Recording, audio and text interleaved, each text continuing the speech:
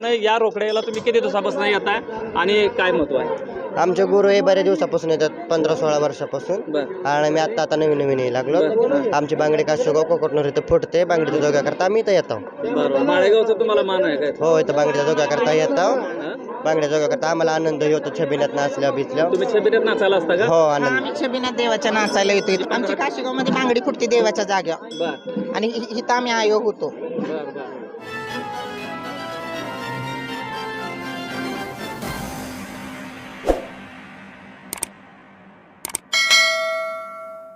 काय वाटतंय आपण आपल्या मुलींना घेऊन यात्रेमध्ये आलेला आहात? ही माळेगावची अतिशय माढा तालुक्यातली प्रसिद्ध यात्रा आहे आणि या यात्रेमध्ये संपूर्ण पंचक्रोशीतून आणि लांब लांबून पुण्या मुंबईवरून सुद्धा लोक येतात. रोकडाई ह्या आईचं नाव आहे आणि रोकडाई देवीचं हे यात्रा असते. रोकडाईचं एक असं प्रसिद्ध वाक्य आहे, रोकड घेणं आणि रोकड देणं. त्यामुळं देवी खूप प्रसिद्ध आहे आणि प्रसन्न होते लोकांना असं एक म्हटलं जातं. हा, आख्यायिका आहे. सगळ्यात महत्त्वाचे म्हणजे ह्या ज्या काही कोणत्याही प्रकारच्या माता आहेत, देवी आहेत आणि रोकडाई असेल, तुळजाभवानी असेल, आई जाऊ असेल, कोणी असतील, ह्या सगळ्या देवींची एक आपल्या पहिल्या काळातल्या प्रजासत्ताकमधल्या ह्या पुढारीण होत्या, ज्यांनी खूप चांगलं काम बहुजनांसाठी केलं. त्यामुळे त्यांना एक देवीचं रूप मानलं जाऊ लागलं. तर ह्यांनी लोकांसाठी काम केलं म्हणून हे आज यांना आज लोक पूजतायत, कारण त्यांचं कर्म चांगलं होतं.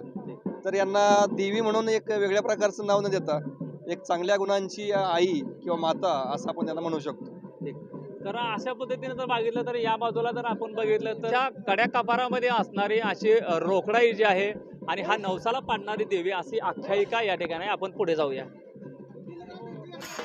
या माळेगावच्या यात्रेमध्ये आराधी मंडळ सुद्धा आपली सेवा या ठिकाणी करतात. हलगीच्या तालावरती हे आराधी मंडळ आपल्या देवीचं गुणगान, गाईचे गाणे जे असतील या मोठी भक्तिभावानं या माळेगावमध्ये आपले गाणे सादर करत असतात.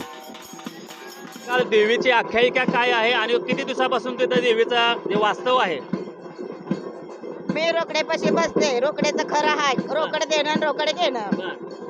तिनं बाळ गेलेला आहे म्हणून तिचं सगळ्यावर लक्ष आहे. माझं इथं दुकान आहे. तिळं डोळा हळद कुंकू उदबत्ती नारळ वटी साडी चोळी लागते सगळी मला.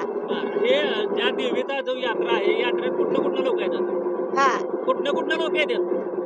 हे 100 गावच्या खेड्यागावची माणसं येतात. मुंबई दिल्लीपासून माणूस असते. हा, बरं. तुम्हाला कळतंय असं मंदिर आहे का इथं? आता माझ्या आई बापाच्या पुढे डोई ना डोई 100-200 वर्षाच्या आधीच तेव्हापासून मंदिर आहे? हा, तेव्हापासून मंदिर आहे इथं. बरं, साधारण इतिहास काय असणार आहे या देवीचा?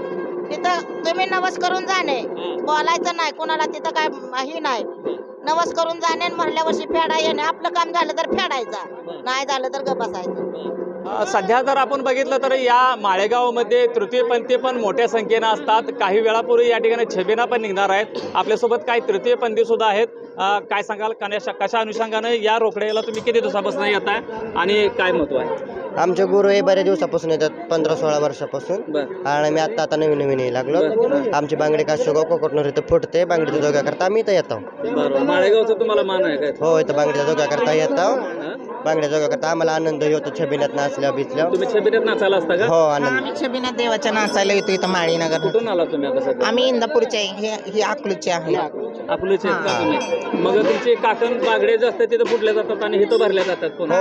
म्हणजे आमची काशीगाव मध्ये बांगडी फुटते देवाच्या जाग्यावर बर आणि इथं आम्ही आयोग होतो. बर असं महत्व आहे. हा, आणि किती जण आहे तुम्ही आता टोटल? आमचे 9-10 जण आहेत. 10 जण आहेत. हा, छबिन्याला तुम्ही आल्यात का? हा, आम्ही छबिनाला येतो, दरवर्षी येतो आम्ही. डान्स वगैरे तुमचा नाचकाम त्यामध्ये हो, असतं? आमचा देव हे सगळं आम्ही घेऊन येतो.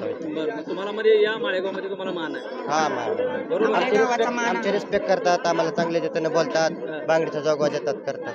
आम्हाला सगळेजण इथं बांगडीचा जोगा वगैरे देतात. या व्यतिरिक्त तुम्हाला इथं माळेगावला आल्यानंतर काय वाटतंय साधारण? काय नाही, आम्हाला आनंद वाटतो, खुशी वाटते. हा, तर अशा पद्धतीने जे आहे ते तृतीयपंथी मोठ्या संख्येने या ठिकाणी येतात. खरं तर आणि श्रद्धा आणि अंधश्रद्धा यामध्ये सुद्धा फरक आहे. आणि श्रद्धेनं हे तृतीयपंथी जे आहे ते मोठ्या संख्येनं माळेगावच्या या यात्रेमध्ये येत असतात आणि छबिनामध्ये मनसोक्त या ठिकाणी त्यांचा नृत्य असेल, डान्स असेल तो सादर केला जातो.